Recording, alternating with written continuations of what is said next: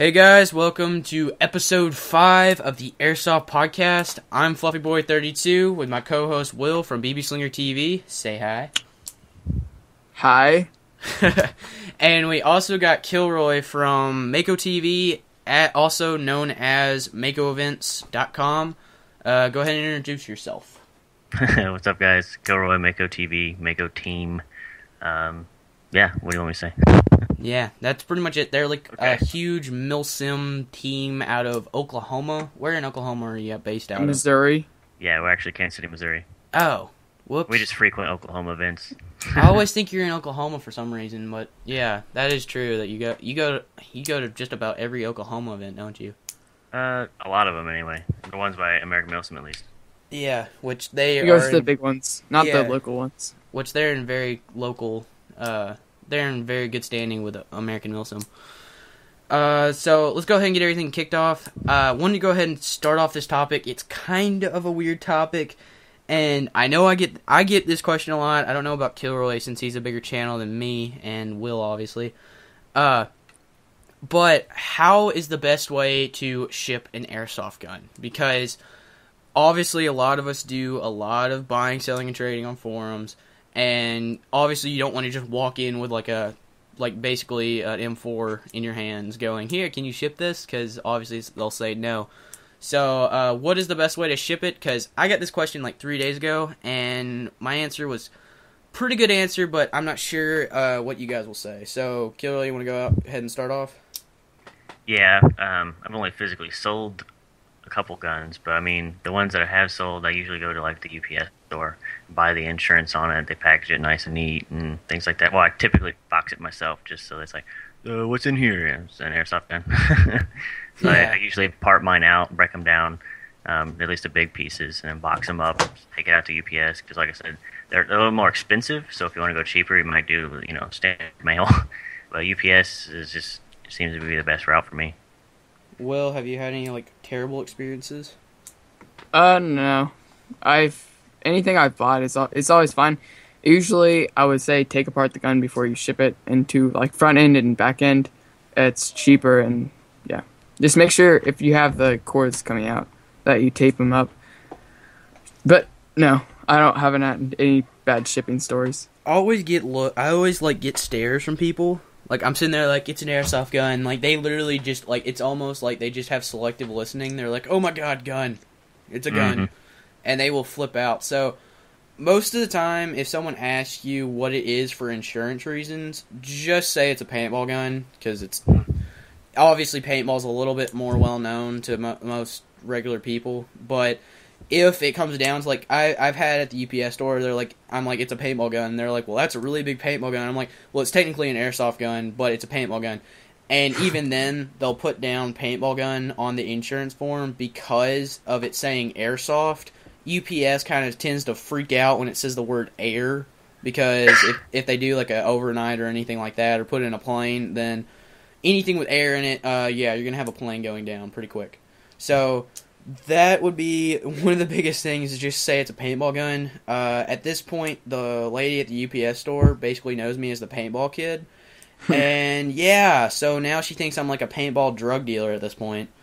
She's like, because I'm literally in and out of there every other week or something, and she's like, how many guns do you have left? I'm like, I buy, sell, and trade. But yeah, you'll get funny looks and stuff, but really they can just screw off. It's your own business. So yeah, I typically say airsoft parts, because technically it's parts. But yeah, I get what you're saying about the air part as well. I never thought of it. Yeah, because she even said that to me. I said it's technically an airsoft gun. She said, well, I'll just put paintball gun down because the system will freak out that we put air on it unless, and then you have to tax on a bunch of extra shipping to ship air, an actual thing that has combustible air in it. So it's kind of weird, but yeah, hopefully that'll answer some questions, because I've had that question in and out of my inbox every once in a while, of just people saying what's the best way to ship, etc., etc.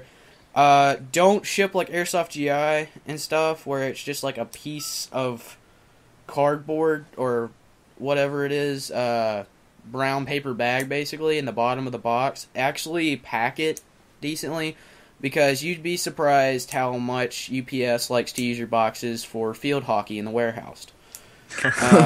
Been there, done that. I've gotten charging handles snapped, front ends. Like, literally, you think a rail system would hold up, but apparently to UPS, they want it. That's a challenge to them. They're like, rail systems, no. We will break them. So, yeah. That's kind of... I don't know. Shipping's weird, but if you want to be cheap, go USPS. But if you want insurance, UPS or FedEx is the way to go. I don't even think anyone uses DHL anymore. I don't even know what that is. Oh, man, like, they use that... I remember at one point it was, like, the big company to use. Everyone's like, DHL, because literally they would get your stuff there quick. But, yeah, I don't even think people even use them anymore, except for companies. The last place I knew that used it, that I've seen, because I worked there, was a photography studio here locally. They would deliver to Paychecks. Yeah, they're more of like a specialty shipper at this point, from what I've been able to find. Generally, small items I do USPS, bigger items I do UPS. Yeah, and you'd be surprised that once you get over a general size, like a shoebox size box, normally UPS is the equivalent of what USPS would be, except you get $100 shipping basically for free. Right. Yeah. So USPS is UPS is a little better in my... Unless you're shipping pistols, then USPS all the way. Okay, Will, you want to hit off with anything else? I don't have anything huge. Just general news is... I don't know if have you guys even heard of the company Speed? Yeah, Speed Airsoft. Yeah, I know about them. Negative. Well, they're releasing a trigger for the Echo 1 M28 or VSR10 by Tokyo Marui, which is also the JG Bar 10. It's adjustable for it's like a zero trigger, but you can adjust the pull on it. Seems interesting, actually. Okay, like I know a lot about the Speed Airsoft in general, so I'll kind of give a little rundown of them. Speed makes a set of triggers, and I believe one other thing. Let me check a website real quick. I know they make quite a few different internal parts for different things, but one of the things they're known for is their speed triggers, and pretty much all they really do is you drop them in, and they're adjustable to different types of pull. You can have everything from a hair trigger all the way to like a really long pull. And also, too, they look really, really, really cool. If you drop like a silver one into a gearbox, they look really cool sticking out of the bottom of the gun. They're a little flashy, though. That's the only downside to them. I'm assuming they're pretty expensive since they're CNC. They're not that bad. The tunable triggers, they're about $23, give or take a few dollars, depending on where you get them. Which, obviously, that's expensive for a trigger. But keep in mind, it is tunable. They do make them for the Polar Stars. They make them for AKs, M4s. I'm looking at their, not website, but there's a few different websites. They make a bolt catch, not a bolt catch, a magazine catch release that's like a quick release type thing. Most of their stuff's around $30 or less. I'm looking at a website and I can't really find anything cheaper or more expensive. So it's around $30. Which, really, for what it is, it's actually really good quality. I've seen a lot of them in use, and I've seen a lot of people actually use them in their Polar Stars, which, give or take, you can use them if you want to, but really, if you want to have an adjustable trigger for Polar Star, you can just do a trigger mod. It's nothing hard. But for an AG, it's really cool. I've seen people use them. They're really cool. What's the difference between this and a zero trigger? A zero trigger, well, as far as like a sniper rifle goes, the zero trigger, as far as I know, because I did look into zero triggers at one point, because I was into sniping at one point, the zero triggers, from what I've been able to find, it's basically a whole entire trigger group and everything. Oh. Yeah. The ones for the VSR-10, the speed triggers for the VSR-10s, I believe are just the trigger. I'd probably have to get a link. If someone has a link, send it to me. I forget to set that off. But yeah, I mean, the speed trigger, basically, is probably just, if this is what it is, if it's just a trigger, then all it's going to be is just a drop-in trigger so that you can adjust your trigger pull. As far as a zero trigger goes, the zero trigger is more of an actual, it's a whole entire trigger group that's, from what I've been able to find, is basically indestructible as long as you have everything adjusted right. Pretty much, if you're wanting the ultimate sniper rifle, you're going to have a 0 trigger somewhere in your parts list. Yeah. I mean, they're really good. Apparently, they're starting to get kind of hard to get a hold of, though. But I haven't really looked into it, so I'm probably wrong on that. And another thing I was wrong on, I'll go ahead and just throw this in there. KWA contacted us yet again. They got me again. The KWA Chris is modeled after, and correct me if I get this wrong yet again, it's modeled after a 45 ACP and not a 40 Smith & Wesson. For some reason, I had in my mind 40 and not 45, so it shoots a 45 ACP, the actual Chris, not the KWA version. So yeah, just wanted to clear that up before KWA sends me yet another message, and they'll probably send me another message after this saying something. I don't know what. So yeah, I always tend to screw something up if I don't have it right in front of me, and then yeah. And for anyone else, Will told us right before the show started, Airsoft is now available in Holland. So yeah, if Will you want to go ahead and tell us more about that? Well, I'm reading right now, and it says, I read somewhere from a guy that there's been a group in Holland that's been trying to get it legal for 8 years, and it just happens right now. So it should be, I think it says legal by January 15th, 2013. So not too far away, 16 days. And you have to have, what is it called again? The rules are, 3 of the rules where you can play Airsoft are: it to be 18, possessing a certificate of good behavior, and the membership with the NABV. I don't know what a certificate of good behavior is. Probably that you got a spanking earlier, but I don't know. Probably something weird, but I'm guessing that if we had them in the U.S., no one would have one.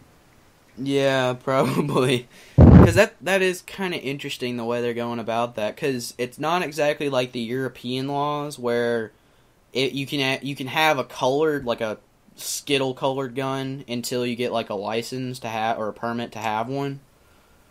So it's a little different. I never thought of giving good behavior certificates out, but yeah.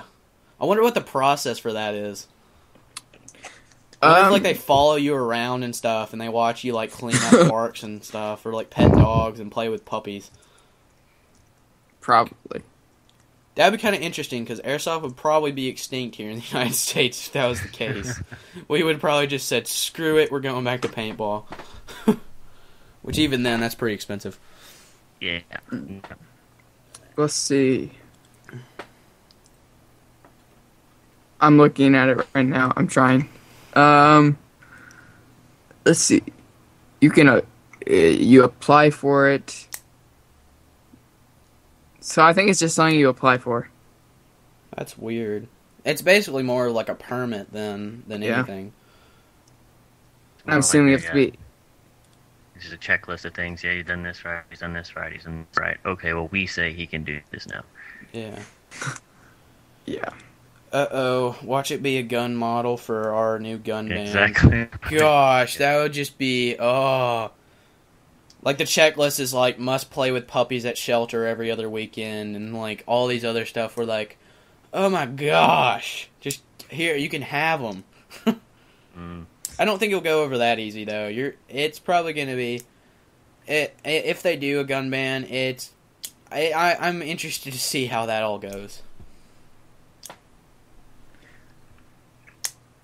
Awkward silence. Yeah, awkward silence. Kilroy, you have any topics you want to talk about? Anything in the airsoft industry that we don't know about? From Andy Green over at Elite Force? A couple things will be debuting a SHOT Show you guys will get to see when those videos start coming out.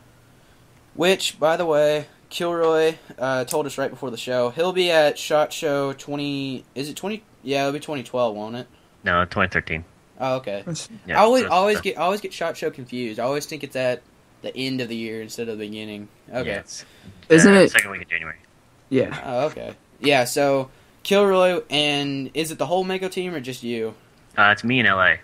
Okay. Well, him and LA will be out in Vegas. I'm very jealous.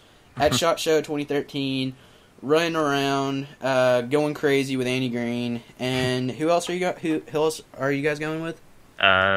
The AMS crew, several of them are going down, 3 or 4 I think, and then I think Jeff from M7 will be there. Sweet. And Yeah, I think I saw something last year. Things got really crazy with M7. No, they kind of blew up with the whole MMX stuff. Well, no. Like they went and partied hard when they were in Las Vegas. From what I remembered, I just remember seeing like a ton of posts on Facebook of like everyone just like partying or like hanging out and stuff. I'm like, man, I wanted to go. Yeah, we got kicked out of a club, but that's another story.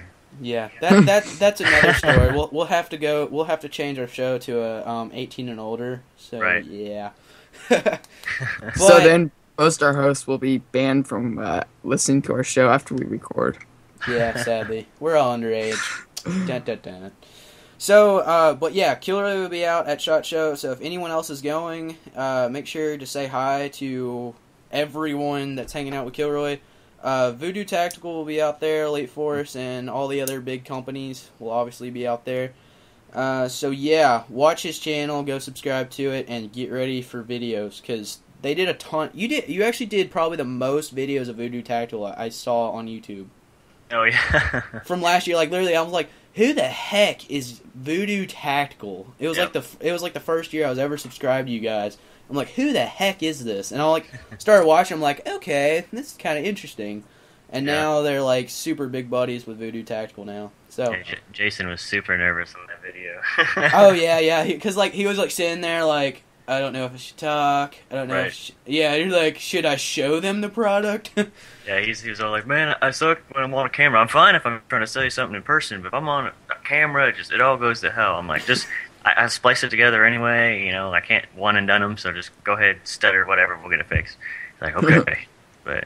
And then you still had trouble editing the whole thing. You're like sitting there going, crap, this is terrible. So it turned out okay. Not as many views as I was hoping they'd get, but yeah, they actually didn't bring a lot of reviews. It was only about 1,000 or so. Something. Yeah, somewhere around there. But that's still better than what I do.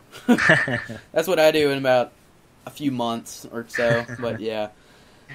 So I think that's about. Oh, I remembered one that I've been wanting to do this, but we haven't had a huge YouTube channel on our podcast yet. And the last person we had on doesn't even have a YouTube channel. He just has a business. Yeah, Chris from Bunker Boxes. Awesome dude. But I want to ask you, what are like the 3 biggest like pet peeves of YouTube for you? Like, do you just like sit like when you go through like an everyday scenario? Are you thinking, oh, if I do this or if I buy this gun, will it bring in more views? Or are you just kind of the guy that just buys whatever and just says screw it? Yeah, I'm more of a I'll get what I need personally, and think about it. If somebody wants to maybe see a review of it, I'll do it. But I've got lots of old stuff that I've never reviewed or needed to. I'm just like, we started doing reviews pretty early on, I guess, when we started, and they're kind of still developing what we want to do with reviews. But typically, I just review anything that I buy personally for myself, and not really go out to base on views. We do know a guy that got a Chris. We're going to have him do a review on it, and we're going to put that up on our channel. So we're kind of following it that route, so much as somebody else bought it, not technically us. And so we're just going to, put a GoPro on his head, tell him to go play with it, and then get his, his opinion on it, kind of deal. And that's actually a pretty good way of going about a review. Right. Because I've seen... Go ahead. I was just going to say, the reviews that probably bug me the most, and they're more overviews, so it's not, the fact of that, but more along the lines is they haven't played with it yet, they haven't taken it and put it down range. It's just an initial impact is what they're doing. This is what first thoughts, basically, is a first thoughts video. Yeah. Which, I don't know. And see, for me, like, I get questions a lot, like, saying, hey, did you actually go and play with this? And being that, like I said before, and I've said, I think previous podcast, my local field's like 4 hours away, and Right. I just realized, or I just found out that there are more fields local to me that just now opened up. So I'll probably be going more, hopefully soon. I'll probably get a GoPro for that. Sweet. But because of that, most of the time, like, I don't sit there and just go, I don't just pull out of the box and start going, okay, this is cool, this is cool, this is cool, and then, like, go and do the voiceover and everything. I will pull it out of the box and do all the filming beforehand, and then afterwards, I will put it through stress tests and everything. My last, like, I had a KJW KC02, which is what I'm working on now, and that video, I loaded up every single mag, and just sat there and just did mag dumps, and then had it to where I would freeze the mag, put it in, shoot it, and I did all the different things to figure out, is this a good gun, what are the problems, and trying to identify different things. Yes, I didn't actually play with it, but I really did put it through its paces. Right. I mean, I didn't run around and, like, slamming in the walls and stuff, because obviously not all guns are going to hold up to that, but I did put it through an internal stress test to see if it was going to last, but not to the point where I was going to break it, because I kind of need to resell it. Right, and But- that stuff's great too. I mean, that's just... Yeah, I mean, as long as you're actually doing a review and you're actually reviewing it, giving your personal opinion on it, because I'm seeing that a lot lately to where people will just kind of watch other people's reviews, and I've done that too, I'll admit to it. I'll go and watch someone's review and then sit there and think, hey, I haven't actually tested that out yet, so I'll go and test it out to see if that's actually a problem with the gun that I have. Mhm. And then if it is, then I'll go ahead and report it, but if it isn't, then I won't report it. But most of the time, if I'm watching another review, it's to find out, have I missed anything, what did I miss, or what am I forgetting? Right. That's something I don't like about the YouTubers who are sponsored. They get guns every week from their sponsors. I have a feeling they don't actually really stress test all the guns. It's easy to tell whenever they like every single gun they send them that they don't actually test it, or if they do test it, they aren't actually giving what they found. And that's one of I get crap a lot too. Well, I forget what review it was, but they're like, you always say this is a really good product, etc., etc., etc. Well, the thing is, I'm not sponsored, so I'm buying all the stuff myself, and all the stuff I'm buying is stuff that's quality stuff that I'm investing in. So it's like there's really nothing bad to actually say about it, but I will try and find problems in it. Like the KJW KC02, great gun, but I did find quite a few flaws in it that probably need to be fixed, and I'm probably going to report it. It's just, it's a good gun, but I'm not going to say it's like pure crap, because it's not really crap. It's just, it needs a few things fixed. But yeah, enough ranting of YouTube. But yeah, what are your, like, 3 biggest pet peeves of, like, YouTube, besides just buying stuff, thinking about views and stuff? Regarding the channel? Yeah, just like, do you always, like, sit there and go, I need to fix this, I need to do this, or, like, is there something, like, what are your, like, biggest pet peeves of YouTube?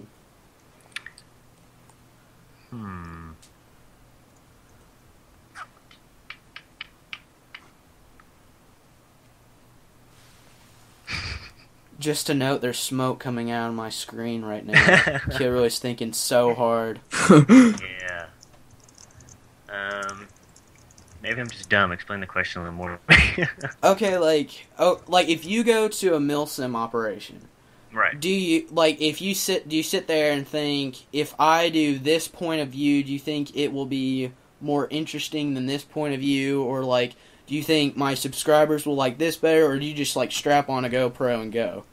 Oh yeah. And then Okay, I gotcha. And then also, like, or like what kind of plate carriers you're running, or like in your case, you're more of like, you're a huge gear whore as well as like a huge milsim person, so you're into that kind of stuff compared to like another channel that does reviews and stuff. Mm-hmm.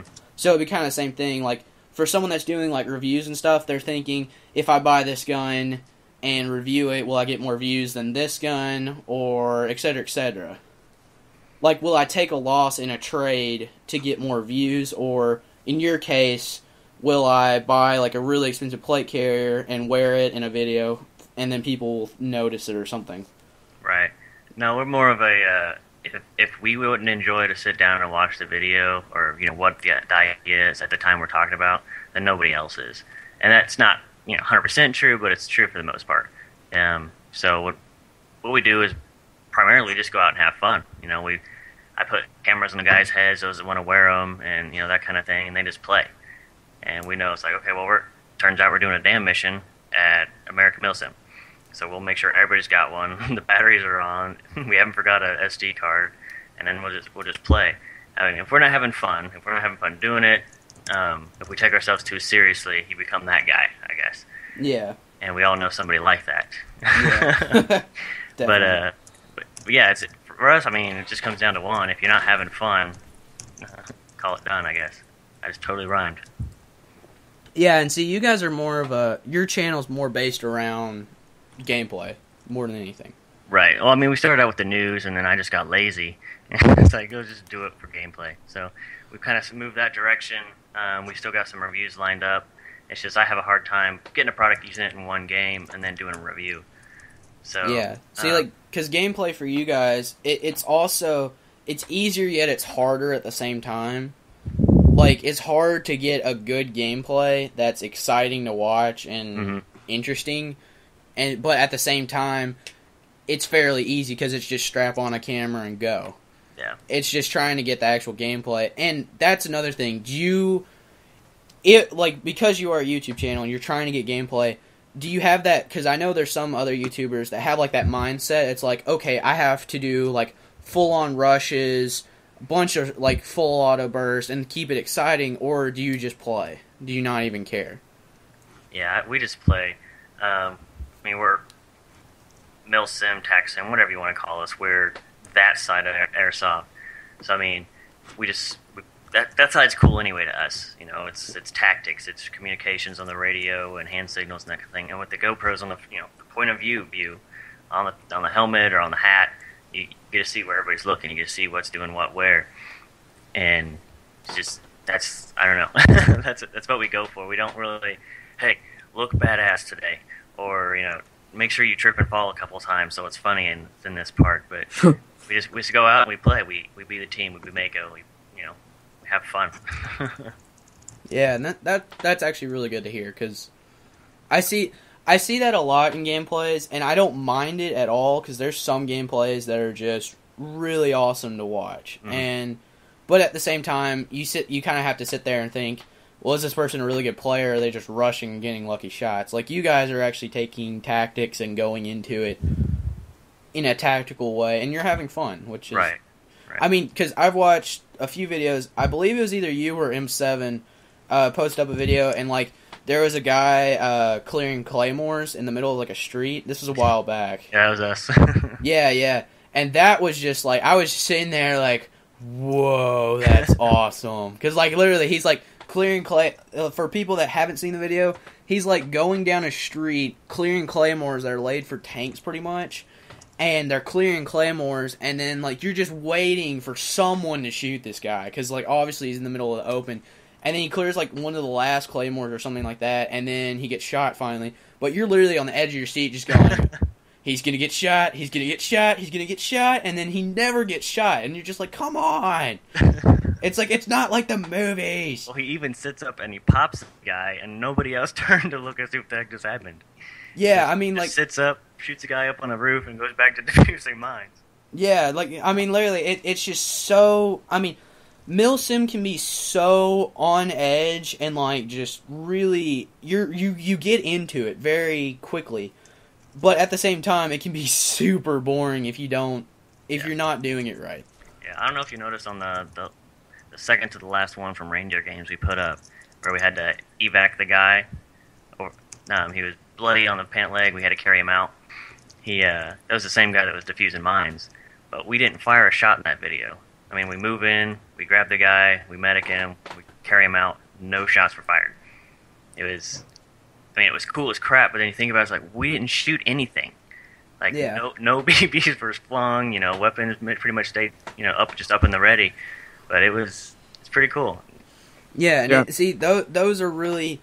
I mean, they're not where it's, like, super intense, you're not clearing buildings and all this other stuff, but it is you're on edge because you're just waiting for the whole entire platoon or whatever to get attacked or something.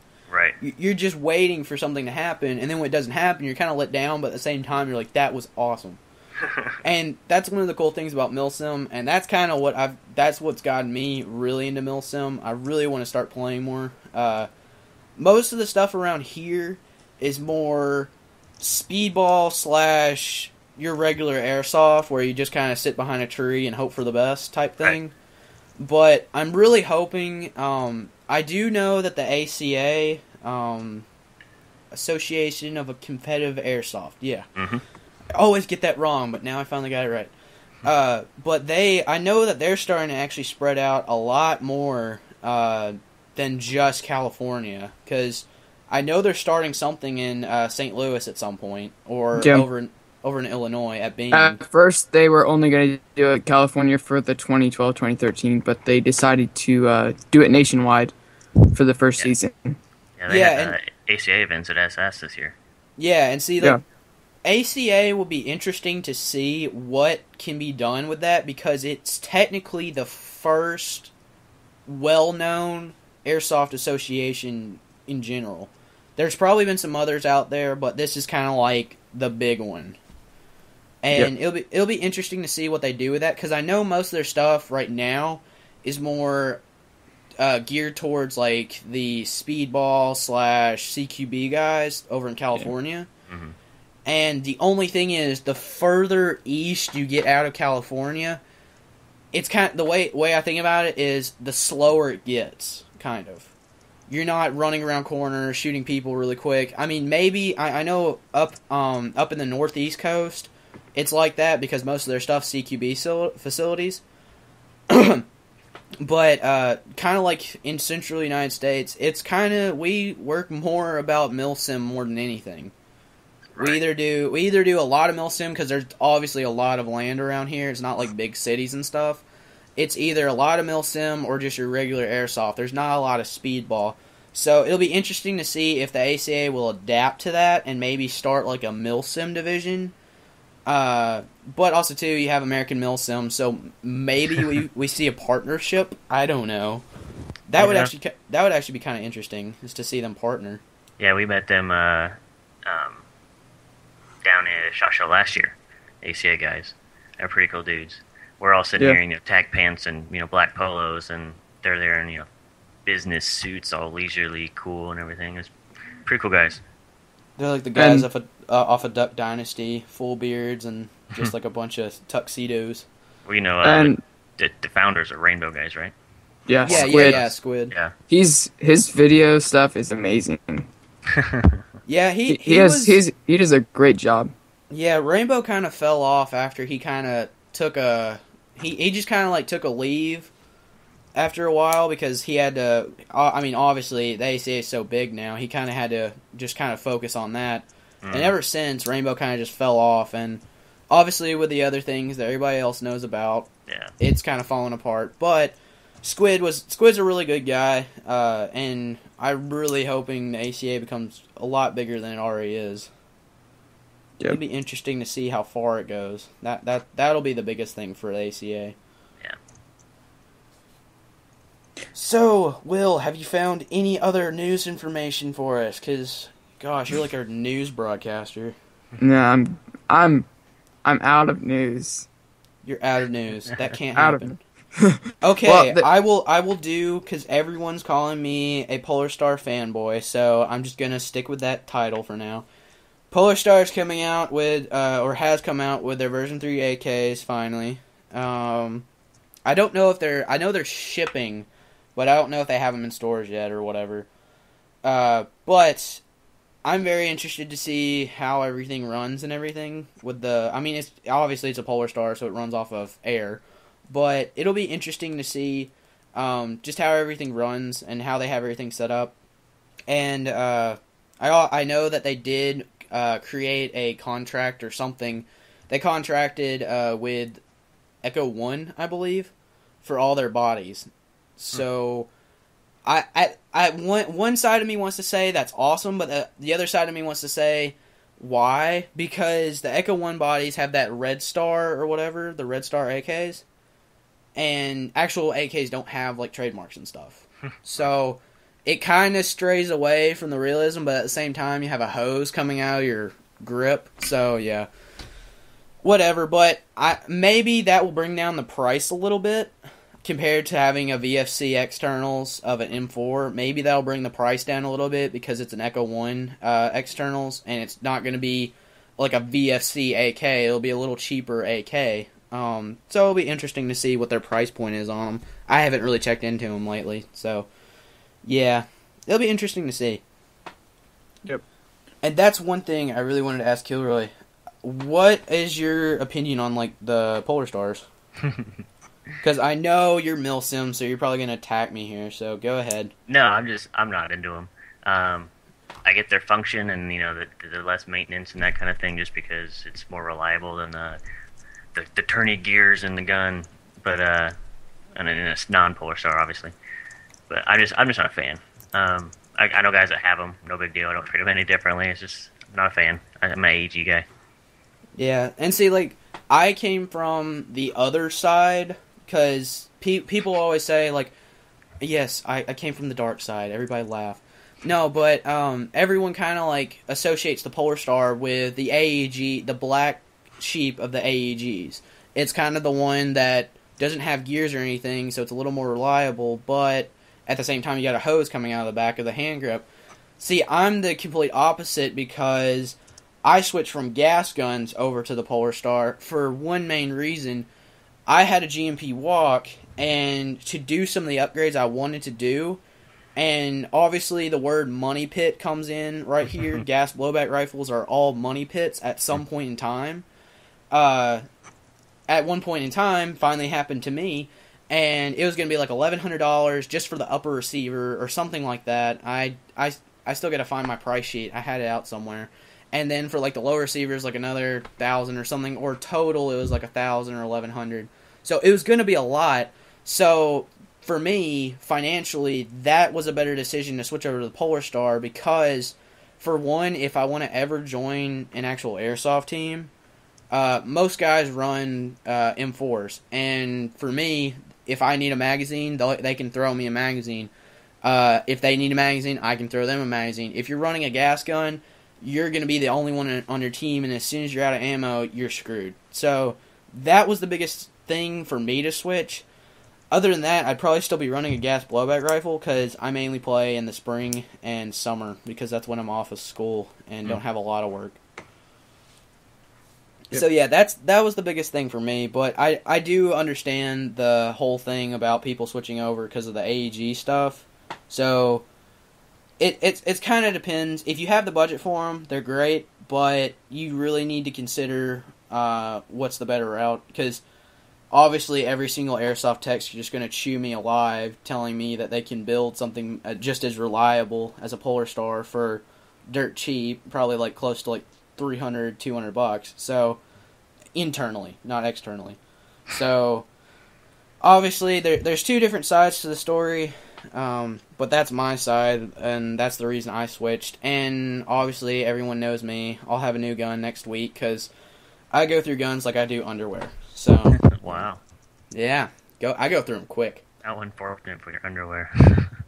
Yeah, good analogy, ain't it? But yeah, like, well, mainly for me, it's like I'll get a gun that I really like and I'll keep it for a long time. My GMP walk being the one that I think I've had the longest, besides my G&G M14 that I used to have. The GMP walk I had for like a year and a half. But at the same time, I was always buying, selling, and trading guns on the side, and I was always keeping that gun and maybe a pistol. So right now I've kind of settled down, but I used to go through guns really quick. But now I've gotten to the point where I just kind of found what I like, and I'm done. And that took a long time to figure out what the heck I wanted. now it's to figure out what pistol I want. Elite Force 1911 Tactical is pretty cool. Yeah, we've talked about that because Will is a huge Elite Force addict. if they made BBs that were in a powder, he would probably just take them like drugs, probably. Yeah, exactly. So yeah, he's a huge Elite Force addict. I'm not gonna say I hate Elite Force, and I don't by any means. I'm just never really, besides their BBs are like heaven in a bottle. But I've never really like fallen in love with the pistol. They're AEGs, obviously, because they're OEM by VFC, and VFC, like, I love VFC. So, obviously, because they're OEM by VFC, I like them. But, I've been a fan of them because they have trades, but I also don't like them because they have, like, a giant warning sticker on the side. Yeah. That just drives me nuts. And for all those people saying, oh, you can just spray paint it or whatever, no. You will have a big mismatched colored block on the side of your gun, and it'll look stupid. But yeah, I like their AEGs, but the pistols I was never a huge fan of their pistols, but at the same time, I've never seen one perform, so that could be it too. I've never been a huge fan of CO2, so yeah, that's my biggest thing that I don't like about them. Yeah, it's my first CO2 gun.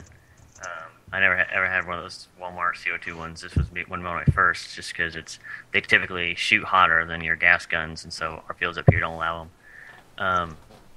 But yeah, I mean, we got it. There's no hot shot. You know how you first put a CO2 in and you shoot it, and it's usually like 900 or something crazy.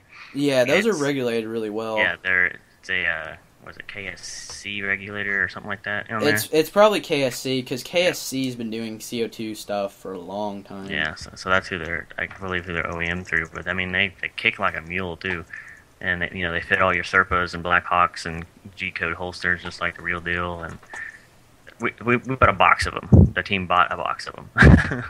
Yeah, see, like at one point, like, I understand what you're saying. They're awesome, and yeah, they probably are. I've just never been a huge CO2 fan, just because of the cartridges. I just find it easier just to carry like a giant propane tank with me, and then every once in a while. I know, but like, it's way easier to carry a couple cartridges. Yeah, I know, but I'm just saying, like, after, like, when you think about it, the times that you actually use a pistol are like really rare. In most cases, not all the time. But most of the time, it's a rare circumstance that you'll use your pistol, and then even then, you'll probably just go through one mag. So, most of the time, by the time you go back to respawn, or you're taking a break or something, you can just fill it up with propane. But also, too, when I think about it, because it has a regulator in it, I don't think it would blow O-rings as easy, would it? I haven't noticed it yet. I've only built mine probably 3 or 4 games, but the Crossman CO2, it really sucks in that gun. Let me tell you. Yeah, the CO2, I had one of those at one point, and it would blow through seals like it was no one's business. Yeah, and they leak bad and everything, but from what I've heard, the Elite Forces don't leak as bad, or at all. Yeah, they actually have like oil in their cartridges, their CO2 cartridges, so it like oils the gun, kind of like the green gas in a gas gun. Yeah. It's pretty So cool. wait, Elite Force makes their own cartridges? Yes. Oh, didn't know that. Yeah, they do a lot of pellet guns and stuff like that as well on the UMREX side, so they've got all that, the whole line of stuff. Yeah, which actually, funny thing is, I didn't even know that they did anything other than Airsoft. UMREX did. Until, like, Jonathan from Airsoftology actually made a video of it, of them shooting 22s and stuff. Oh, yeah. And, like, instantly, I was sitting there going, okay, I'm logging into my bank account, I'm depleting everything, I'm gonna go get me a 416 22. Because that, I mean, it's just awesome. But I want to see how they perform though, because obviously some 22s jam a lot more than others. But I don't know what system they base it off of. If they based it off of a Ruger 1022, then yeah, it's coming home with me quickly. Because I'm a huge 22 fanatic. But before, because we're like at the 45-minute mark, and so people quit asking us, we will try to keep it under an hour, hopefully. Depending on how quick this topic goes. So, Kilroy has his own airsoft field, for people that don't know. Mm-hmm. So, tell us more about that. Well, it's the MAC, the Mako Advanced Combat Center.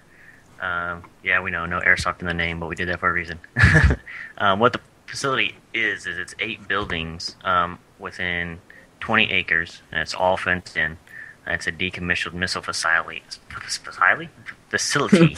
From the 50s, 60s era. The whole war scare and missile bases and things like that. This was one of those. It, in partnership, I guess, with 2 or 3 others in the area, kind of was the air defense for Kansas City. So it's pretty cool. It's all CQB and woods, or not woods, but open field with barricades and things like that. And good time. And if you follow them on Facebook, you will see just about every meme under the sun of... Is it L.A.? Yeah, L.A. And the photographer that comes out all the time, she's starting to make her own of us, so pretty funny. Yeah, there's just about everything. They make fun of high caps and a few other things. They don't hate high caps. By any means do they not hate high caps. It's just they like to make fun of them. Because everyone loves to make fun of high caps when you can obviously hear your opponent coming across the field. Right, just you're not sure if it's an opponent or a mariachi band. Wait, what was that? So you're not sure if it's an opponent or a mariachi band with a bunch of mariachis. Yeah, it's a mariachi band, a baby rattle, yeah, pretty much. And then, yeah. But yeah, they pick on high caps, as well as just about every other airsofter that doesn't play CQB over in California. But obviously, that's how it goes. Yep. But so it's mainly a CQB facility. Like, how many acres do you have? Within the AO, it's a fenced-in property, so there's a bonus there. And it's 20 acres, so it's 8 buildings spread along. No, it's 20 acres. They're kind of clustered 4 currently. Okay, so it's not really like one of those places where you got like 20 acres until you actually get to the place. It's actually just 20 acres, period. Yeah, it's 20 acres, and there's an additional, I think, 5 out front for parking and things like that for, when we grow bigger. Yeah, that's not actually that bad, though. So, yeah. Because most CQB facilities are about the size of a warehouse. So, yeah, that would give you a lot of room to grow. Yeah, we have have a mix of both the field and the CQB side. And how many players do you normally do? Is it normally like a 50 on 50 if you can get it, or is it normally like 10v10? What do you normally do? Normally what we get is, right now, currently, with it being cold, is about 30 to 40 a weekend. We're only open one day right now, and that's a Saturday. So we get 30 to 40 guys out there, and we just have fun within that 20 acres. Use the whole facility, and cut it down to half the facility so you get more BBs to sling. And you got a bunch of different game types you throw in there, too, so, it makes it a little better. We're having our grand opening April 13th, so... Going to have Elite Force Voodoo go get all those guys out there and hopefully get a good group of people out here to play Airsoft. And if you want to go ahead and give like the address and everything, you can if you want. Well, the web address is makoevents.com. That's where we host all of the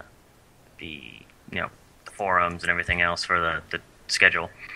But the physical address is actually in Lawson, Missouri. And it's 32337 West 181st Street. And that's Lawson, Missouri. So yeah, Airsofters of Missouri, put it in your GPS and go. And wait, how much is it to get in? It's just $20 for the day. Not bad, actually. No, I mean we start at 9 a.m. and we play till the last guy is ready to go. And is it bring your own BBs, or do you have BBs there to buy, or what? We do sell Elite Force, but we don't require that you buy our BBs. We're not a house BB place. Yeah, which that's, by the way, for people that don't know about house BBs, your wallet hurts later that day. It typically sucks. It's normally like, think of it this way, you buy BBs normally for $10, you buy house BBs for like $25, and then on top of that, you add in that you can only use their BBs. So, because I know there's a few fields that do that, and basically what a lot of people do is like, they'll fill up their high caps with regular like Elite Force or whatever, and then just like shove a few of the orange BBs that they'll sell at the the actual field itself. Yeah. And that's the best way to get around that, but don't tell anyone we said that, because we are not liable by any means. Don't forget, direct all comments and complaints to Will, because I'm not liable at all. No. Well, I don't want to say that we're done, because this is going pretty good, actually. I can't think of any other topics to think about. Or is there anything else anyone wants to talk about? Because maybe we just end the show early. And everyone will be happy. Yeah, everyone will be happy, but then the true hardcore listeners will be sad. So sad. Because we all know how many hardcore listeners are out there. Yeah, we got 3 hardcore listeners, people. I checked the statistics. I know who you are. And I sort of know where you live, but not really. I know what I know what country you live in. That's all I can tell you. Because YouTube won't let me go into stalker mode at night. So, yeah. Dun dun dun.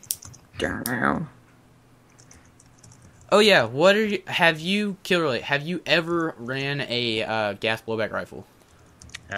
Once. I ran, when Crazy and Seaman sent us the LM4. I got to play with that a game or two. It was pretty sweet. Yeah, because I remember you doing that one. I didn't know if you've run any others. Like, what's your stance on gas blowback rifles? Or are you just like a huge AEG fan? Oh no, if I could afford the initial impact of the setup of the anti-gas gun, I'd definitely do it. But I don't know. I really want one. Like, we have looked at the Gen 3 Wii's, and things like that. Talked to guys on the AMS side of things that are gas nuts, of course. And I've linked that way before. Just I can't take the initial financial impact. Yeah, they are sort of expensive. I know you can pick up the Wii's for fairly cheap, but at some point you will have to upgrade internals, obviously. Right. And if you don't have to upgrade internals, you will definitely talk yourself into an impasse kit, because those things tend to shoot a little hot. Yeah, that's what I was reading, was that most people that invested in those put the impasse in there. And that's one of the downsides to gas blowback rifles. It's kind of hard to get parts, but at the same time, it's kind of not, because I know GI, Evike, and a few other big retailers do carry gas gun parts to a degree, but most of the time it's just actually cheaper because they're basically buying it from the same store that you're buying it from almost, and then just marking it up a little bit so then they can sell it. I mean, gas gun parts get really expensive really quick. Like I said, it was going to be like close to $1,100 either for the whole gun or the upper receiver. I can't remember. I need to go check that parts list.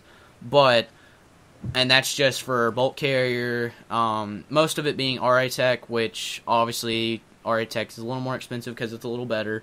And then upper receiver, lower receiver.